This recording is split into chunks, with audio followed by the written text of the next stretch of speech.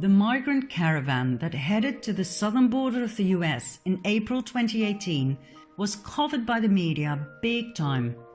According to the official reports, these people came mostly from Honduras, where the caravan had started, and then people from Guatemala, El Salvador, Nicaragua and Mexico joined the march. The main reasons for them to flee their home country were gang violence and poverty. When I saw the first pictures, I was shocked. But then I realized there were just too many images of women and children, which is always a sign of media manipulation and a hidden political agenda. Always. Critical thinkers like the QAnons studied the pictures closely. Too many things did not add up. Like I said in part 1, these people had to walk for 45 miles a day, each and every day for 1.5 months. But these people don't look exhausted. They're not dirty or sweaty. I mean, look at them. Their clothes are clean. Clean babies. Clean pants. They wear labels. They are well fed. These people aren't refugees. They're not poor. I traveled through Mexico, Guatemala and Honduras and I saw poverty. Believe me, these people are not poor. 45 miles a day on flip-flops? Are you kidding me? Or even barefoot? Come on, where are the blisters? And why aren't they carrying what is needed for a journey like that? Blankets, food, water. Where are the spare diapers? Some people do have small backpacks, but they appear to be brand new. So, what did happen? First of all, buses and vans were deployed to transport all of these people from Honduras to the US border.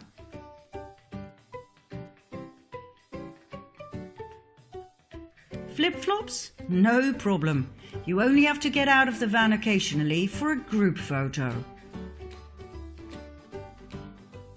Next, in order to get as many people as possible, you'd pay them. Thanks to some alert anons, this was filmed on site. Then, in order to be efficient for the media, you give the main players a coloured wristband. Brilliant!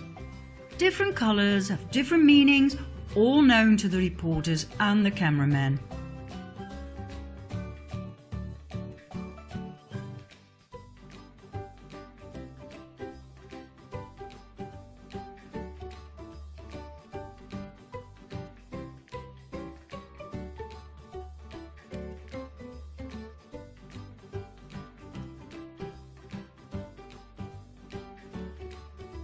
Some people overact.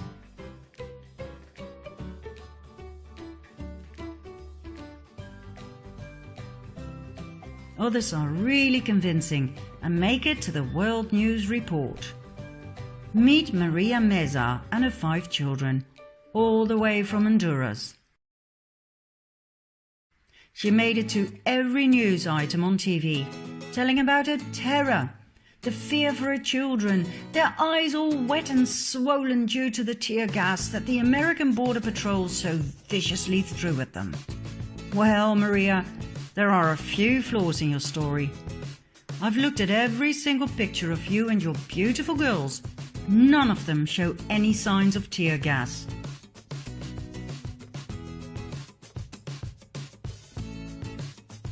This picture clearly shows that you are the only ones in action.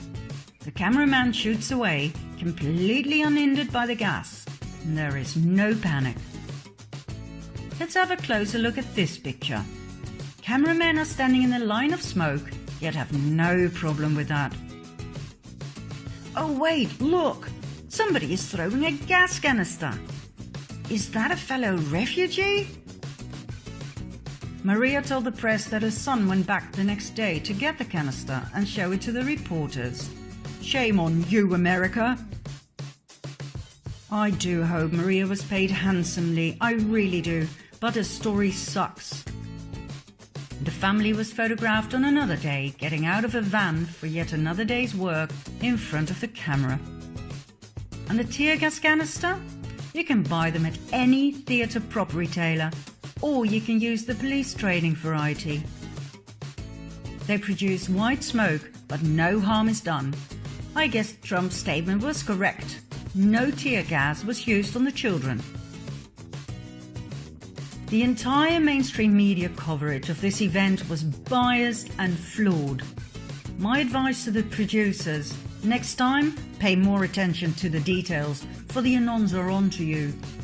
Refugees who walk for thousands of miles do not walk like this. Or like this. They don't wear flip-flops. They don't have brand new pink buggies. They do not polish their nails. They don't wear iron shirts. Neither do they have perfect haircuts and makeup.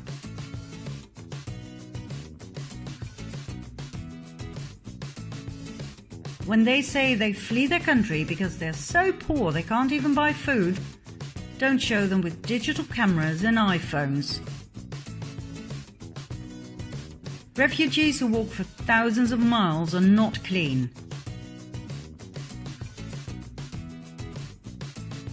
And for God's sake, pay attention to some of your supporting actors.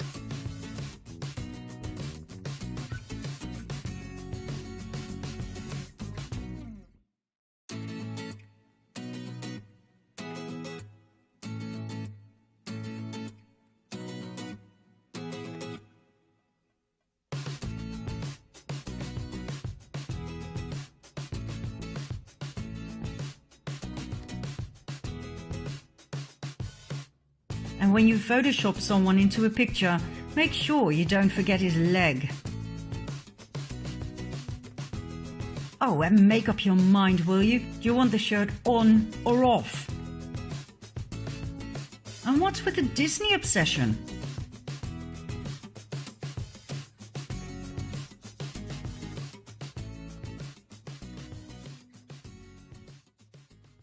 When you really want to know what's going on in the world, you have to do the research, just like Q keeps saying. And when you do, you will see what's real and what's not. The migrant caravan was a staged event with a political motive. Who was behind it? Who financed such a great event? George Soros.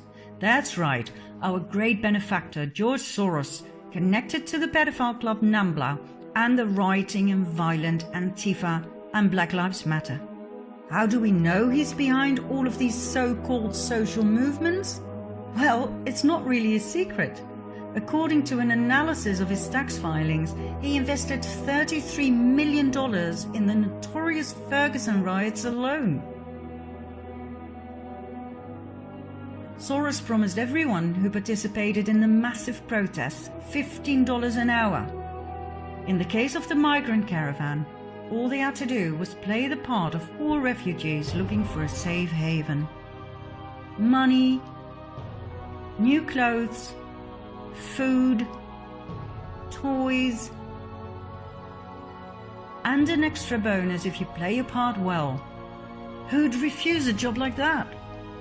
Soros made a mistake by not fulfilling his financial promises.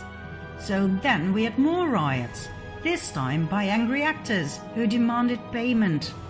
Videos of Antifa members shouting, "Soros, Soros, where's our money?" went viral, yet everything was hushed up by the mainstream media. So, what's his motive? Why would anyone invest so much money in these massive and well-organized movements? To destabilize a country. To create division. Division by skin color, by political wing, by religion, by gender. A divided people is easy to rule. A united people is not. Let's go back to the Q phenomenon.